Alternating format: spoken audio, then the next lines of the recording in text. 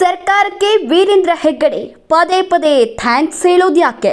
ಸರ್ಕಾರಕ್ಕೆ ನಾನು ಕೃತಜ್ಞನಾಗಿದ್ದೇನೆ.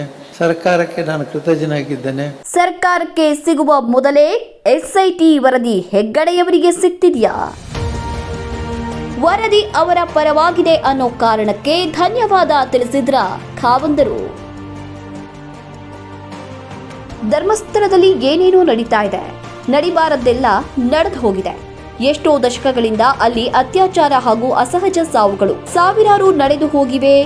ಯಾವತ್ತೂ ಹೆಗ್ಗಡೆಯವರು ಈ ಅಪರಾಧಿ ಚಟುವಟಿಕೆಗಳ ಬಗ್ಗೆ ಕ್ರಮವನ್ನ ತೆಗೆದುಕೊಳ್ಳಿ, ನಮ್ಮ ಜಿಲ್ಲೆಯ ಕಾನೂನು ಸುವ್ಯವಸ್ಥೆ ಬಿಗಿ ಮಾಡಿ, ಇಲ್ಲಿ ಕೆಟ್ಟ ಕೃತ್ಯಗಳನ್ನ ಮಾಡೋ ಕ್ರೂರ ಅತ್ಯಾಚಾರಿಗಳನ್ನ ಗಲ್ಲಿಗೆ ಹಾಕಿ, ಈ ಕೃತ್ಯಗಳಿಂದ ಕ್ಷೇತ್ರಕ್ಕೆ ಕೆಟ್ಟ ಹೆಸರು ಬರ್ತಿದೆ ಅಂತ ಯಾವತ್ತೂ ಸರ್ಕಾರಕ್ಕೆ ಬಂದು ಮನವಿ ಕೂಡ ಕೊಟ್ಟಿಲ್ಲ. ಅಥವಾ ಸರ್ಕಾರವೇ ಅವರ ಹತ್ತಿರ ಹೋಗಿ ಕಾಲಿಗೆ ಬಿದ್ದಾಗಲೂ ದಶಕಗಳಿಂದ ನಡೀತಾ ಇರುವ ಅತ್ಯಾಚಾರ ಅನಾಚಾರಗಳನ್ನ ನಿಲ್ಲಿಸುವಂತೆ ಕೇಳಿಕೊಂಡಿಲ್ಲ. ಹೆಗ್ಗಡೆಯವರು ದಶಕಗಳ ಹಿಂದೆಯೇ ಕ್ಷೇತ್ರಕ್ಕೆ ಕಳಂಕ ತರುವಂತಹ ಅಸಹಜ ಸಾವುಗಳ ಬಗ್ಗೆ ಕಾನೂನು ಕ್ರಮ ತೆಗೆದುಕೊಳ್ಳಿ ಅಂತ ಸರ್ಕಾರಕ್ಕೆ ಯಾಕೆ ಕೇಳ್ಕೊಂಡಿಲ್ಲ ಅನ್ನೋದು ಇವತ್ತಿಗೂ ಯಕ್ಷ ಪ್ರಶ್ನೆ.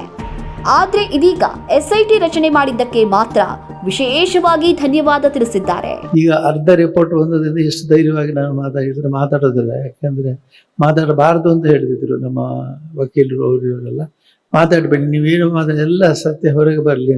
ಸರ್ಕಾರಕ್ಕೆ ನಾನು ಕೃತಜ್ಞನಾಗಿದ್ದೇನೆ. SIT ಮಾಡಿ ಅವರು ಈ ಸತ್ಯಶೋಧನೆಗೆ ಮಾಡಿದ್ರಿಂದ ನಮಗೆ ಸತ್ಯ ಹೊರಗೆ ಬೀಳ್ತು, ಅದು ನಮ್ಮ ಎಲ್ಲ ಹೊಳಪುಗಳೆಲ್ಲ ಹೊರಗೆ ಬೀಳ್ತು. ಹಾಗಾಗಿ ನಮಗೆ ಯಾವುದೇ ಭಯ ಇಲ್ಲ, ನಿಶ್ಚಿಂತೆಯಿಂದ ನಿರ್ಭಯವಾಗಿ ನಿಮ್ಮ ಮುಂದೆ ನಾವು ಕೂತಿದ್ದೇವೆ. ಅರ್ಧ ವರದಿ ಬಂದ ಹಿನ್ನೆಲೆಯಲ್ಲಿ ವೀರೇಂದ್ರ ಹೆಗ್ಗಡೆಯವರು ಸರ್ಕಾರಕ್ಕೆ ಧನ್ಯವಾದ ಹೇಳಿದ್ದಾರೆ. ಹಾಗಾದ್ರೆ ವರದಿಯಲ್ಲಿ ಏನಿದೆ ಅನ್ನೋದು ಸರ್ಕಾರಕ್ಕಿಂತ ಮೊದಲೇ ಹೆಗ್ಗಡೆಯವರಿಗೆ ಗೊತ್ತಾಗ್ತಿದ್ಯಾ? ವರದಿ ಸಂಪೂರ್ಣವಾಗಿ ಅವರ ಪರವಾಗಿದೆ ಅನ್ನೋ ಕಾರಣಕ್ಕಾಗಿಯೇ ಧನ್ಯವಾದ ತಿಳಿಸಿದ್ದಾರಾ ಅನ್ನೋ ಒಂದಷ್ಟು ಪ್ರಶ್ನೆ ಹಾಗೂ ಅನುಮಾನಗಳು ಸಹಜವಾಗಿಯೇ ಹುಟ್ಕೊಳ್ಳುತ್ತೆ.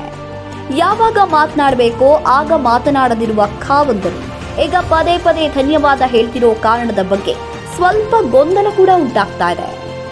ಈ ಮೊದಲು ಸೌಜನ್ಯ ಸಾವಿಗೆ ತನಿಖೆ ಮಾಡಿ ಅಂತ ಗೃಹ ಸಚಿವರಿಗೆ ನಾನೇ ಫೋನ್ ಮಾಡಿದ್ದೆ ಅಂತ ಹೇಳಿದ್ದ ಹೆಗ್ಗಡೆಯವರ ಮಾತನ್ನ ಆಗ ಗೃಹ ಸಚಿವರಾಗಿದ್ದ R ಅಶೋಕ್ ಅವರೇ ಹೆಗ್ಗಡೆಯವರ ಮಾತನ್ನ ಸಾರಾಸಗಟಾಗಿ ತಳ್ಳಿ ಹಾಕಿ ಸುಳ್ಳು ಅಂತ ಸಾಬೀತು ಮಾಡಿದ್ರು. ಕೇಳಿ ಎಷ್ಟು ಸಂಕಟಪಟ್ಟೆ ಅಂದ್ರೆ ತಕ್ಷಣ ಗೃಹ ಸಚಿವರಿಗೆ ನೇರವಾಗಿ ಫೋನ್ ಮಾಡಿ ಅವರಿಂದಲೇ ಎಲ್ಲ ಪೊಲೀಸ್ ಅಧಿಕಾರಿಗಳಿಗೆ ಮಾಹಿತಿ ಕೊಡುವಂತೆ ಸೂಚಿಸಿದ್ದೆ. ಆ ಬಳಿಕ ಮಾನ್ಯ ಅಶೋಕ್ರವರು ಗೃಹ ಸಚಿವರು ನೇರವಾದ ಕ್ರಮ ಕೈಗೊಂಡರು ಮತ್ತು ಆ ಬಗ್ಗೆ ತನಿಖೆ ಪ್ರಾರಂಭ ಆಯಿತು. ಕೊಲೆಯಾದ ಸಂದರ್ಭದಲ್ಲಿ ಖುದ್ದು ವೀರೇಂದ್ರ ಹೆಗ್ಗಡೆ ಅವರೇ ತಮಗೆ ವೈಯಕ್ತಿಕವಾಗಿ ಕರೆ ಮಾಡಿದ್ರಂತೆ, ಹೌದಾ? ಏನ್ ಮಾತುಕತೆ ಆಯ್ತು, ನೆನಪಿದ್ರೆ ಹೇಳ್ಬೋದಾ? ಸಾಧ್ಯನೇ ಇಲ್ಲ, ವೀರೇಂದ್ರ ಹೆಗ್ಗಡೆ ಅವರು ಕರೆ ಮಾಡಿರ್ಲಿಲ್ಲ ನಿಮಗೆ? 100% ಇಲ್ಲ. ಬಹುಶಃ ಅಶೋಕ್ ಅವರಿಂದ ಹೆಗ್ಗಡೆಯವರು ಈ ಮರ್ಮಾಘಾತವನ್ನ ನಿರೀಕ್ಷೆ ಮಾಡಿರ್ಲಿಲ್ಲ ಅಂತ ಕಾಣಿಸುತ್ತೆ. ಹೀಗೆ ಅಪರಾಧ ಪ್ರಕರಣಗಳ ಮಾತು ಆಡದಷ್ಟು ಅಹಿಂಸಾವಾದಿಯಾಗಿರುವ ಹೆಗ್ಗಡೆಯವರು ಈಗ ಮೇಲ್ಬಿದ್ದು ಸರ್ಕಾರವನ್ನ ಉಘೆ ಅಂತಿರೋದು ಮಾತ್ರ ಕೊಂಚ ಅನುಮಾನಕ್ಕೆ ಕಾರಣವಾಗಿದೆ. ಅಂದ್ರೆ SIT ವರದಿ ತನ್ನ ಪರವಾಗಿಯೇ ಬರೋದು ಅಂತ ಹೆಗ್ಗಡೆಯವರು ನಿರ್ಧಾರ ಮಾಡಿಬಿಟ್ಟಿದ್ದಾರಾ? ಅಥವಾ ಹೆಗ್ಗಡೆಯವರ ಪರೋಕ್ಷ ಆದೇಶದಂತೆಯೇ ವರದಿ ತಯಾರಾಗ್ತಿದ್ಯಾ? ಅಥವಾ ರೆಡಿ ಆಗ್ತಾ ಇರೋವಾಗ್ಲೇ ವರದಿಯ ಇಂಚಿಂಚು ಮಾಹಿತಿ ಇವರಿಗೆ ಸಿಗ್ತಾ ಇದೆಯಾ? ಅಂತಿಮವಾಗಿ ಸರ್ಕಾರಕ್ಕೆ ಸಲ್ಲಿಕೆಯಾಗುವ ಮೊದಲೇ ವರದಿ ಹೆಗ್ಗಡೆಯವರಿಗೆ ಸಿಗ್ತಿದ್ಯಾ?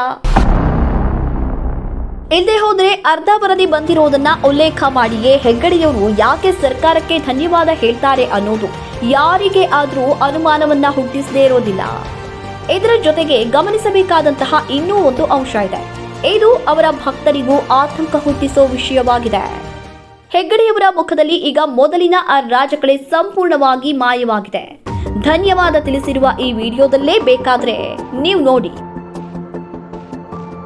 ಕೆಲವು ವರ್ಷಗಳ ಹಿಂದಿದ್ದ ಮುಖದಲ್ಲಿನ ಆ ತೇಜಸ್ಸು, ಪ್ರಸನ್ನತೆ ಈಗಿಲ್ಲ, ಆ ಆತ್ಮವಿಶ್ವಾಸವೂ ಈಗಿಲ್ಲ.